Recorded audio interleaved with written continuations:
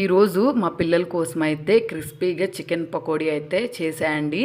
Recipe అయితే చూసేద్దాము. First ఒక పావు కేజీ చికెన్ని నీట్గా కడుక్కొని గిన్నెలో వేసుకొని అందులోకి టేస్ట్కి సరిపడినంత సాల్టు, కారం, అలాగే 1 టేబుల్ స్పూన్ గరం మసాలా, చిటికెడు పసుపు, ఒక హాఫ్ చెక్క నిమ్మకాయ రసం, కరివేపాకు, కొత్తిమీర, కొన్ని జీడిపప్పు, ఒక హాఫ్ గిన్నెమో శనగపిండి, ఒక హాఫ్ గిన్నెమో బియ్యపిండి, నెక్స్ట్ అలాగే 2 టేబుల్ స్పూన్ల అల్లం వెల్లుల్లి పేస్ట్ వేసుకొని ఇదంతా బాగా మిక్స్ అయ్యేటట్టు ఫస్ట్ మిక్స్ చేసుకోవాలి. వాటర్ ఏం వేసుకోకుండా. తర్వాత వాటర్ అవసరం పడితే వాటర్ వేసుకొని మిక్స్ చేసుకోవాలి. ఇది మిక్స్ చేసుకున్న దాన్ని మనం ఒక 2 అవర్స్ కానీ 3 అవర్స్ కానీ ఫ్రిడ్జ్లో పెట్టామంటే పైనేమో క్రంచీగా, లోపలేమో చాలా సాఫ్ట్గా అయితే వస్తుందండి.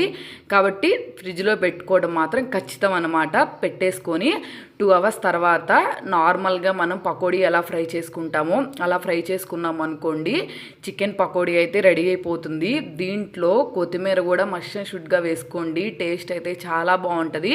చూసారా ఎంత క్రిస్పీగా అయితే చికెన్ పకోడీ అయితే రెడీ అయిపోయిందో. వేడి వేడిగా పొగలూదుకుంటా టమాటో కెచప్ నంచుకొని అలాగే ఒక ఆనియన్ నంచుకొని తింటుంటే టేస్ట్ అయితే చాలా బాగుంది.